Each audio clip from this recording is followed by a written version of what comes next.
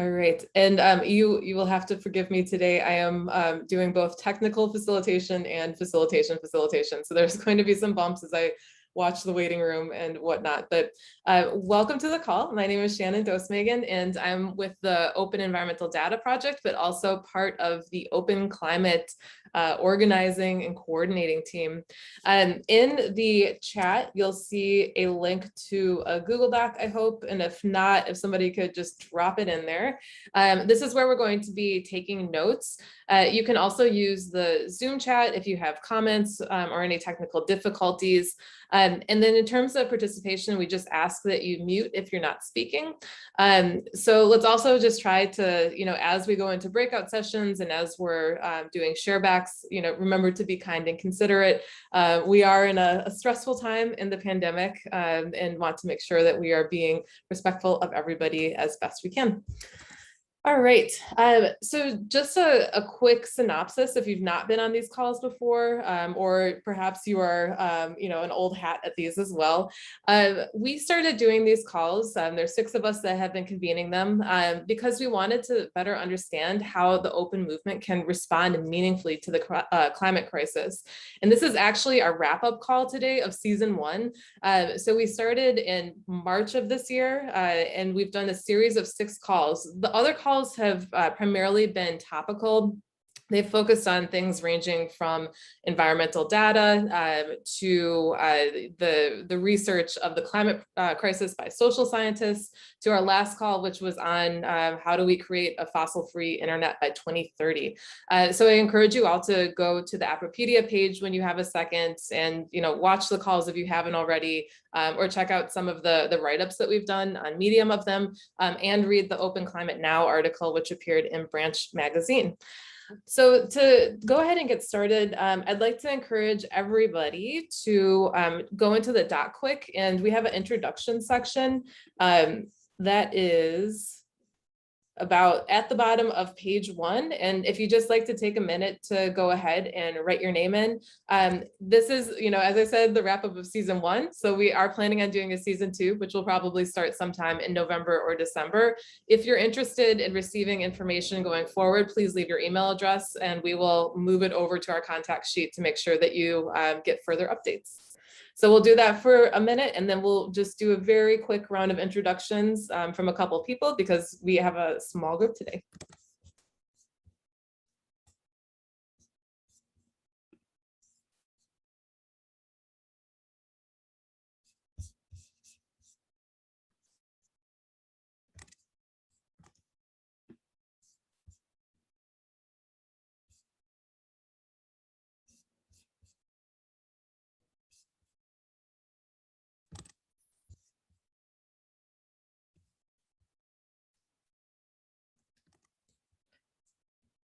Okay, we have about 1 minute, so we can try to keep on schedule.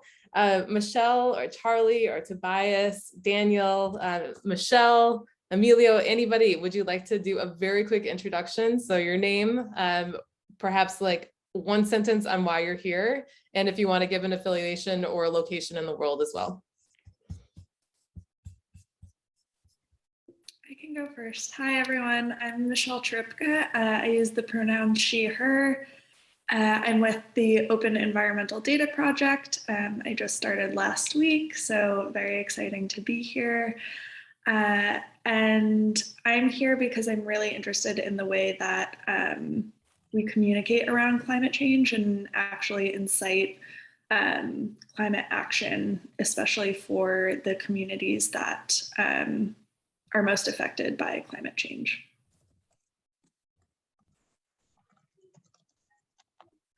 Great.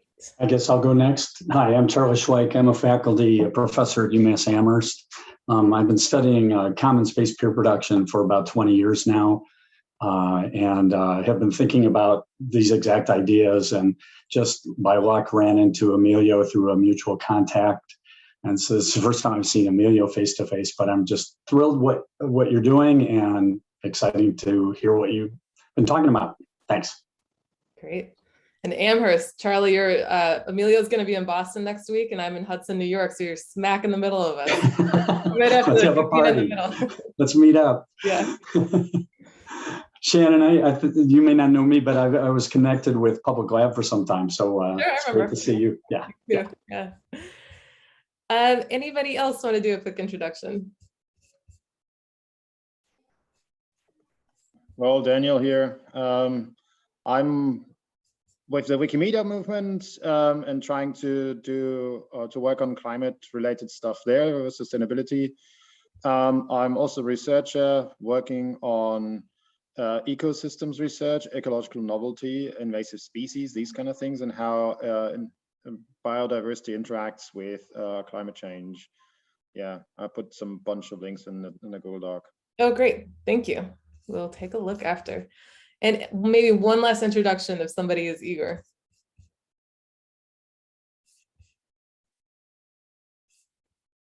If not, we will go ahead and move on. All right, thank you, and great to see some new people, and also again, of course, some faces that have popped up over the last year. So I'm just going to do a very quick recap of what we've been doing as a community over the last year. And then the way that we're going to do kind of a bit more of a deep dive that will lead us into some small breakout sessions is I'm going to ask each of the organizers, the people who have been involved in coordinating the community, getting calls going, to respond to one prompt or two prompts each in a way that kind of gets some ideas flowing about what we might do into the next year and into season 2 of these calls. So to start with though, in the last year, the open climate community really got its kind of legs running, I guess you could say, at the Creative Commons 2020 Summit, which I think happened in October of 2020, when Scan and Alex, who are on this call, prompted a session that was called Open Questions in a Warming World. So this was part 1 of the session. And from that call, several of us met, we started to extend our networks, and then we got this original convening group together. We did a part 2 of this call at MozFest in March of 2021 to start trying to map the space a bit more. We've also, as a community, written the Open Climate Now article, which I think is linked in the chat, and I would encourage everybody to take a read through, respond to, and also want to mention that we do have an Open Climate Medium page. So if people are thinking about these topics and you'd like to write something for the Open Climate publication, we really welcome it. You're free to reach out to me or whoever you can grab an email address for. That's the best way to get in contact. We also did the series of pilot calls. So this is the 6th in the series. And, just wanted to start by giving a very warm thank you to all of our speakers, one of whom is on our call today, Tobias, who was actually our very first speaker in our very first call, I think back in March or April. So thank you all. I'm going to pause to give like one of these little emoji things. Yay. All right. And the different the call topics that we covered included: can the open movement contribute to addressing the climate crisis? So the big kind of meta question that we started with: how does open data work for decision makers? What content gaps are the open movement missing in relation to the climate crisis? What are the challenges of openness in environmental research of the climate crisis? And then how can the open internet dismantle the power structures that delay climate action? So this was a broad stretch of conversations. And I think, speaking from somebody who was on all of them, I feel like we were able to reach out to a lot of different organizations, organizers, people who are interested in a lot of different facets of this topic to kind of understand what people are already doing, where they're thinking. But the community certainly continues to grow. Every time I'm in a new space myself, I feel like we have people that are like, oh, this open climate thing you all are working on, what is it?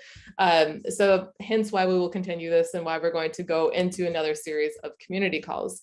Over those 5 calls, we had about 106 people that attended.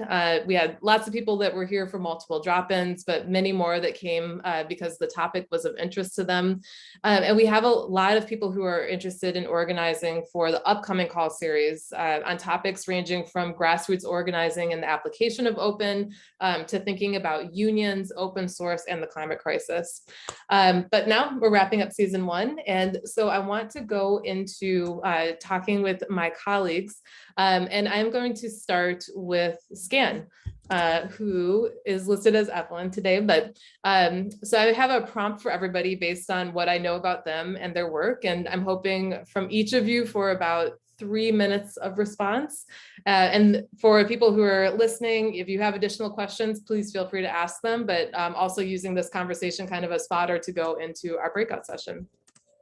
So Scan, quoting from the Open Climate Now article, climate movement activists and advocates are re-examining their power relations and grappling with historical exclusions of people because of race, gender, class, or geographic origin.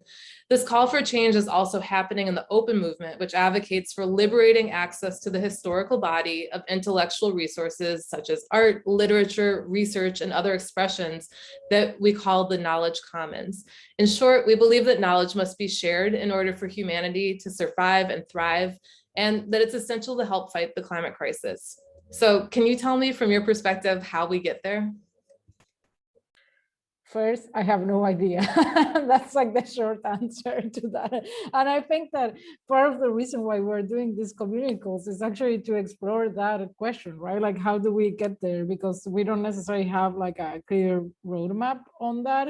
And so I think that part of what we want to do is kind of like create and shape the communities that we want to see, and how do we want to see them, right? I think that this is like one of the interesting things of the Open Climate Group has been that we are like gathering people from all over the place, at least that are near in our time zones, right? Because it's always hard to engage with people from other continents. But yeah, I think that we need to create and shape the communities that we want. We need to understand what we could do better. And why is this critical now? And you know, it's like it's not necessarily like reckoning all the time, or like, you know, going around all the hurt that was done in the past, but sort of understand what has gone wrong and what we could do better. And more important than anything, having fun with others. Like that's the main thing that we have been exploring as we try to understand what to do for season 2. And I was speaking with someone yesterday, and like this person was like, fun. Whenever you're doing like something as a volunteer, like the joy that you get out of it is even more important than the end goal that you might have. For that, it's not always like this transactional thing, like, oh, we need to do X, Y, Z, but also like we need to enjoy the process. And I think that's an important part of it. Thanks. And for you, why Open Climate Community and why now? Well, I've been saying this over and over, but like there's not I cannot think on a more important topic to be working on right now. I think this is like basically, we all feel that way. This is like an existential threat to humanity in a lot of ways. And investing your time in doing anything else might not be like the best thing that you can be doing right now. So that's kind of how I feel. Great. Luis Felipe, on to you. So during the June Open Climate Call, you brought 2 unique perspectives to the space through the people you invited to interrogate the framework of openness applied to social science research of the climate crisis. Can you tell us about your work on translating the open movement into environmental research of the climate crisis? Where are we succeeding and where are we stumbling? Thank you, Shannon. I think we can summarize, I think, in 2 main threads. I think the first one was the topic of call number 3 with Mariana Lassen and Silvio Carlos. And it has to do with this idea that in terms of research, environmental research, social research, and activism in Brazil, they managed to create something called the social environmental perspective. And this is something really powerful that was, you know, happening in Brazil, like after Rio 92, and it's part of a movement to think about social and environmental issues together, right? And it has been very powerful. So I think part of the influence in the direction comes from this influence of the social environmental perspective. The second thread, which has to do with this work of translation, is one that is more conceptual and comes from anthropology, which is the ecological paradigm. And it has been developed by different anthropologists like Isabel Carvalho, Roberto Stile, Tim Ingold, Otávio Velho, and many others. And the basic idea there is that you historically, we have been working with the domain of the environment as nature and society and culture as two separated domains. And the same applies for when we think about the problems that we have in the free and open source movement and in technology in general, we separate the technical from the social, right? So this perspective helps us a lot to deal with the problems that we have in thinking about open environmental data and creating communities around it, and the importance of combining free and open source activism and development with the environmental issues that we're dealing with.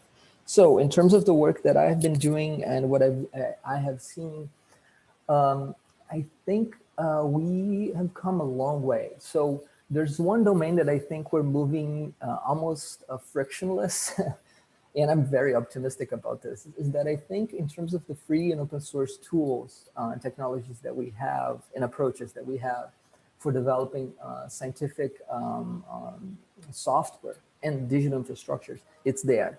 So we have been doing well, and I think we have like a big number of tools, we have good, vibrant communities. And what I think is interesting is that we also have managed to get some funders, big funders, to be on our side in terms of creating incentives for data sharing and supporting the development of scientific tools that are commons based, right? So I think that domain is something we made progress. But now where we didn't make progress, and I think we're still struggling with, has to do with our capacity to work in interdisciplinary teams. I think we still have a lot of friction and pushback in working with the social and environmental perspectives combined. And this is something, again, if we go back to the two threads I was talking about, the social environmental and the ecological paradigm, I think those help us deal with this problem of the separation that we still feel between people who study the geophysical characteristics of a particular environment and people who are doing social studies of the people who inhabit that environment that is being studied. That separation, I think it's extremely negative for the future of our communities. And I think we can bypass that. We can move, not bypass, we can find a solution for it. Great. And again, for you, why Open Climate and why now? I think, well, I think there's an urgency for all of us when it comes to the question of climate change, that it's not a matter of choice, right? We don't really have a choice. We all have to be working on it, whether we like it or not, whether it is something that is really close to what we do or not, right? So that's the now, the urgency. The time is now or never, right? Like it needs to be happen now. And in terms of the Open Climate, again, it's this sense that we've come a long way as a community. Charlie was talking about in the beginning, like about his 20 years of research in free and open source technologies. We come a long way in terms of doing research and developing the technologies. Now we need to get that community and what we learn and find ways and interfaces with the climate research and activism. So I think that's what motivates me. I think that's what motivates all of us. But I think that's kind of like the horizon, right, that we're working towards together. Great, thank you.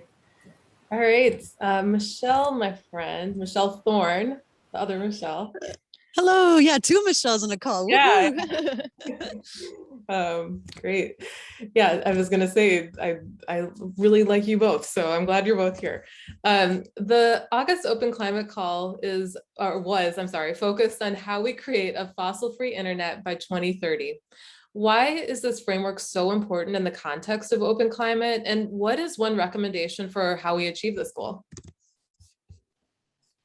Yeah, thank you. It's super nice to reflect on this. And I guess thinking about a fossil-free internet made me really also re-engage with like why the open movement is important too, and why I also think an open internet is essential to for the climate crisis. And I think it comes back to power. So I think ultimately openness or open practices are like an amazing tool to shift and redistribute power. And we've seen that like in the knowledge commons space, but I also think we increasingly need to see that in the internet space, where a handful of tech companies basically are consolidating like internet life and making a shit ton of money.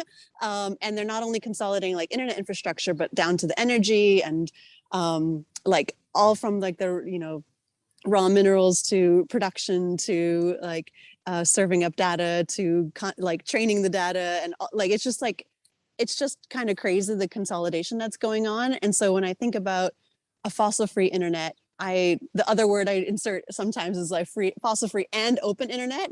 And I think this is part of like, we're not going to be successful in the world if we just decarbonize the existing system. We're still going to have like a terrible extractive neoliberal order. And so we need things like openness at the heart of what we're rebuilding so that it's more equitable, more access, and people have options and the ability to opt out or participate on their own terms. And so that was what I've been really inspired about like having these conversations with you all, is like how to link the calls, like maybe kind of nerdy technical call for a fossil-free internet, but to link it to these other, you know, social, political, and environmental issues. Great. And again, for you, why Open Climate and why now?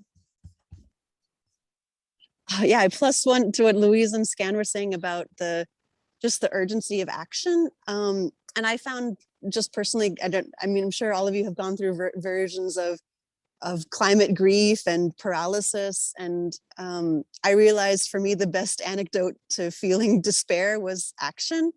And so even if we don't always know what's right or what's going to be most effective, like even just showing up and thinking about it and doing that in the open has already like given a sense of like possibility and got me out of despair and into some sort of like let's grab optimism and make it work for us. And I think that it's the climate crisis is not like a single issue. It's a whole era. It's happening now. It has been happening. It's going to be happening for the next generations. And so if we need to bring all the most effective tools we have to doing that. And I think openness is one of the underutilized ones, and one that I have hope for us yielding effectively. Great. All right, on to Alex. So again, this is a quote from the Open Climate Now article. The communities in critical need of knowledge about the climate crisis require information in languages that the commercial internet will never prioritize, but that are currently supported by free and open source platforms like Wikipedia and OpenStreetMap. Can you tell me how you're thinking about centering the importance of multiple knowledge systems and languages in the work of Open Climate? Yeah, I mean, first, you know, starting in places like OpenStreetMap and Wikimedia, the platforms themselves support the languages, right? And we already have communities there. And so the question is like, how do we reach and talk to those communities? And part of that is broadcasting and like international languages that are used for kind of sharing, right? Maybe it's Arabic, maybe it's French, maybe it's English, and getting organizers and people in context who better understand what that language needs.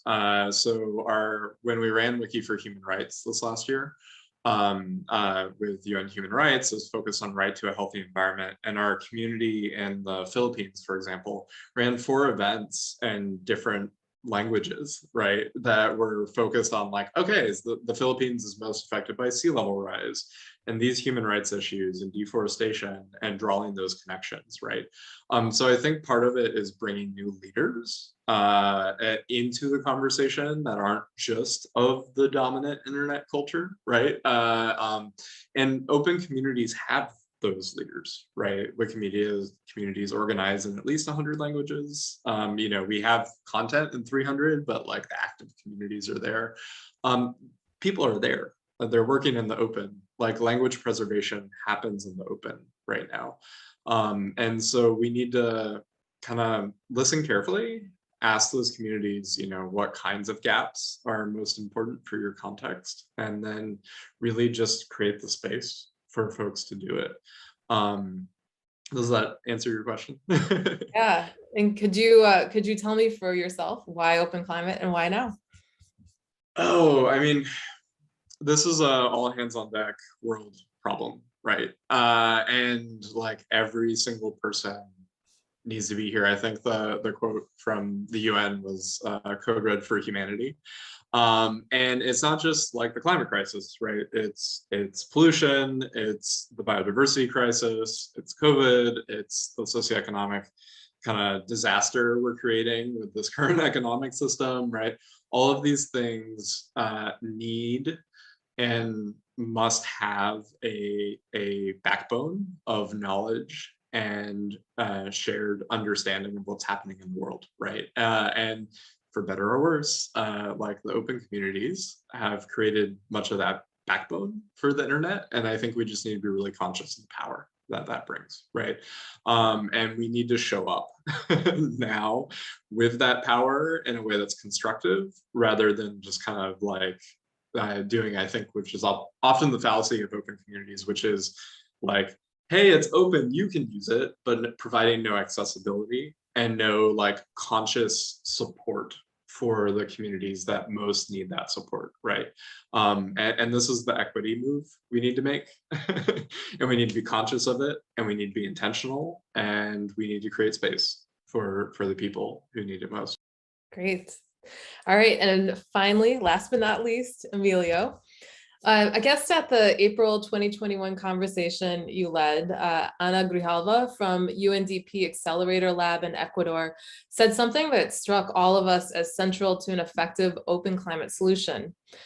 All of the outputs of open climate need to be relevant to the smallest possible policymaker and participant, not just big institutions. The smallest policymaker may mean a farmer who doesn't speak a dominant language, but controls acres of forest needed for maintaining our global carbon balance. It could mean a local but supportive politician who has never seen the messy side of data wrangling, or a youth activist who won't become an intellectual property wonk at some point in the future. We don't want to repeat the mistake of earlier environmental movement and international development of doing policy and creating half-conceived solutions without those who are most at risk for being affected by climate change, rather than with them. Emilio, can you talk about how you envision designing the whole open stack alongside the smallest possible policymaker? Hard question. But the one thing I can, like I've been thinking about a lot is about participation.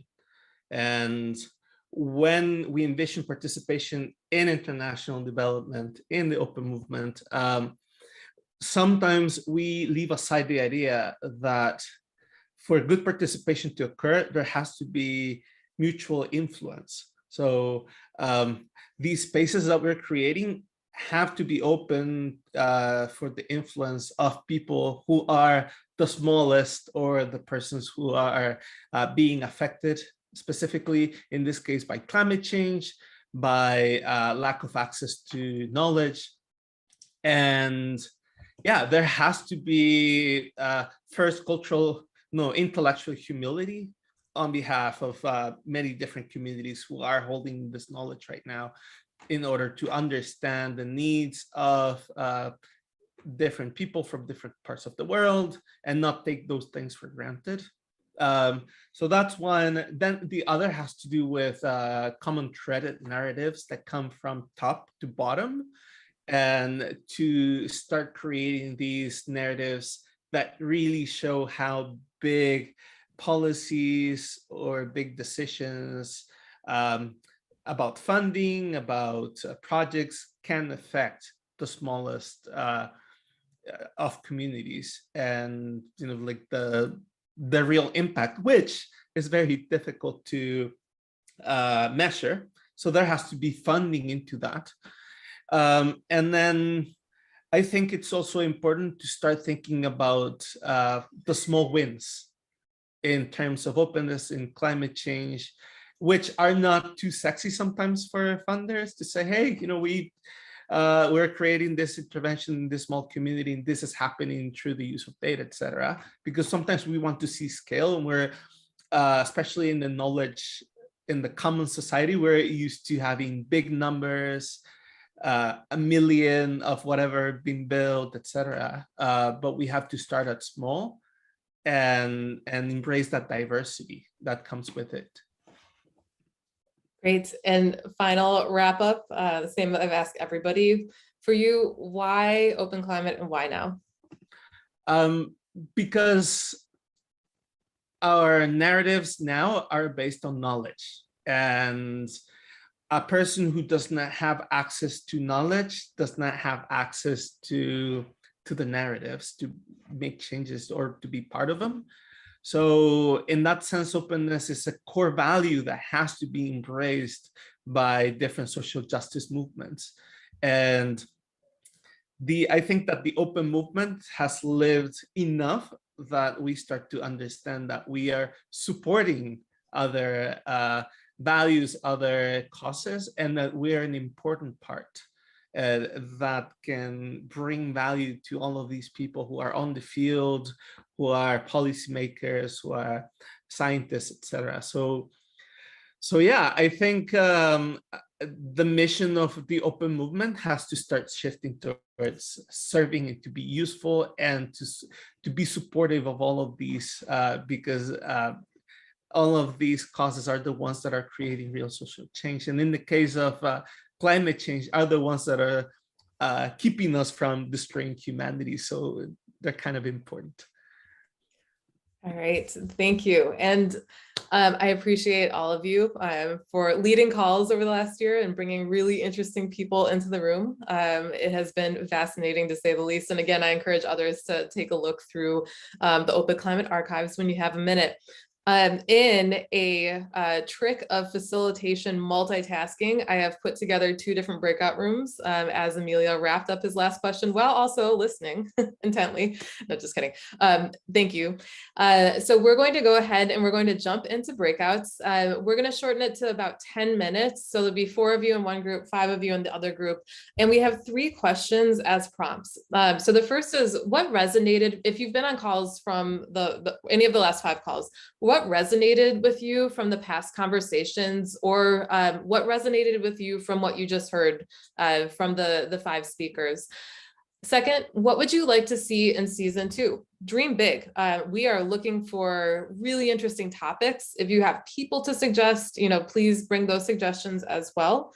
If you have things outside of calls that you'd like to suggest, this is also a great place to put them out. And then finally, is there a role you'd be interested in playing in Open Climate? For instance, would you like to organize a call? Would you like to volunteer to help do technical facilitation on some of these so that I'm not jumping all over the place? So, again, think creatively, and we will go ahead. Actually, I'm going to admit one more person so I can get her into a breakout room as well. And then we will see everybody back in approximately 10 minutes or so. All right.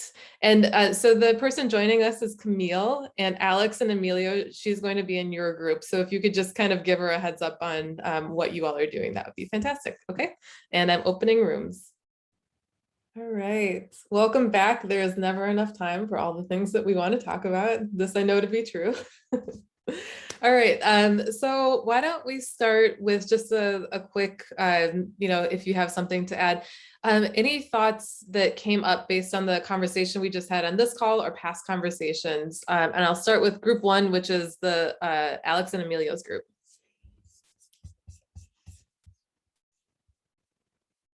All right. So many things.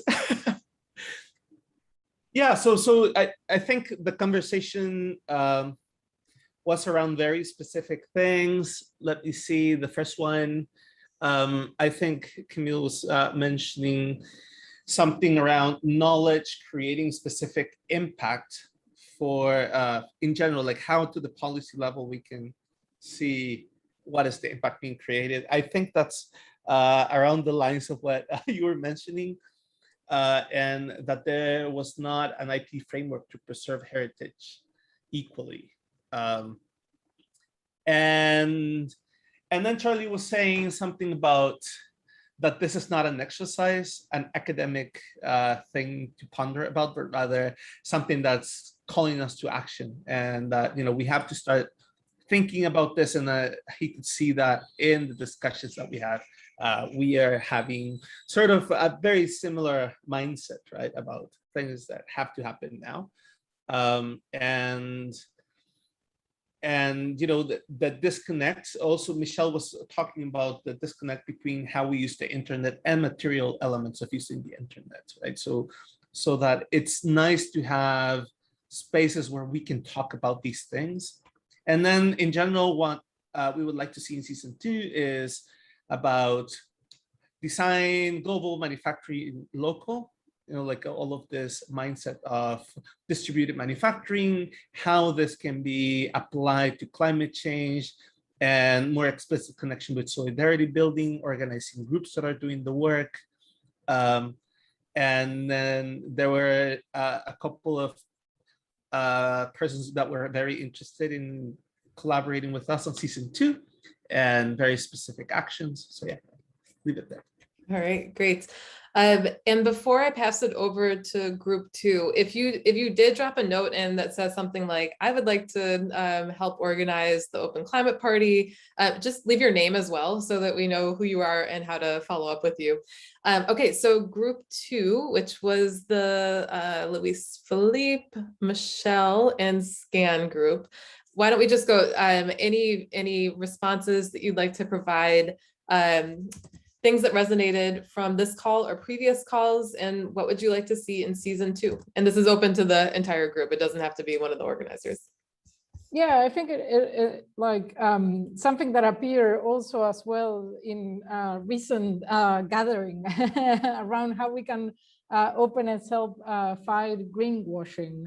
I think that was an interesting takeaway, and people were saying that they felt drawn to some of the calls because of the topics and some of the people, but that doesn't necessarily mean that Open Climate needs to be yet another group. And so how can we better integrate the conversations that we're having with already existing groups?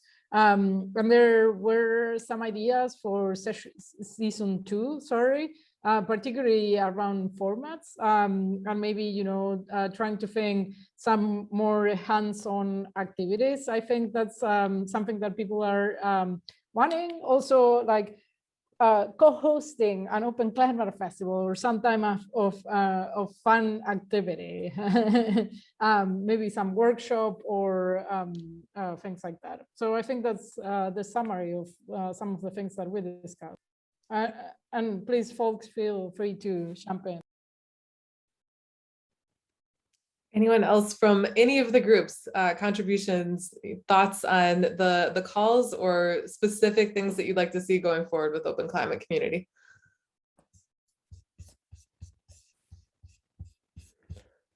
Okay, if not, then again, I'll encourage you, especially whoever just said they would like to do a workshop on the role of open source in ESG investment. That sounds fascinating, and I don't know who you are, so please make sure to leave your name.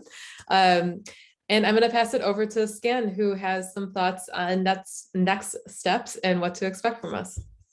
Well, I guess that the first next step is that we are not aiming to create yet another new open group of the sorts. So for the person that was raising that concern, I think it was Daniel, like we can say, no, we are not planning on doing that. But we do think that there's some work to be done around some type of coalition building. I'm thinking more how we can invite others and what are exactly the sort of things that we want to get out from these conversations. And so we are still like working with that, with the a little more of a close group. But if you want to like, get in touch or get updated, the first thing is, of course, like following along the hashtag Open Climate on Twitter. And we'll be back for season 2 of Open Climate Calls. Probably we're going to change the format of some of this to make them more hands-on and less like a speaker presenting something. But if you would like to organize one, give a short talk, or generally get involved with the group, just get in touch with us. And I'll also leave my email there on the chat, so you can contact me if you're interested in organizing a talk or give a short talk. And of course, we have the Medium, as Shannon said. So if you want to write about Open Climate, please get in touch. We have a publication page there that we could like pull some information. And yeah, probably early mid-November, sometime around there, we are planning to have an open climate party. This is definitely something that everything seems to signal that we're going to try to like have something more fun and engaging. So not that we didn't have fun before, but we probably need to change a little bit the format. So yeah, that's pretty much it. All right. Well, I am happy to give everybody 7 minutes back of their time before you head off to your day and your next engagement. But thank you again to all of the conveners of this season and these calls, and to people who joined us today, to previous speakers. It has been a real pleasure to start figuring out what this open climate community looks like. So until next time, we'll be taking a pause in October, but we will hopefully reconvene and see all of you at some point in November. You have Scan's email address, so feel free to reach out in the meantime, and make sure you leave your email address if you'd like to get direct communication from us on future events. All right, thank you, everybody.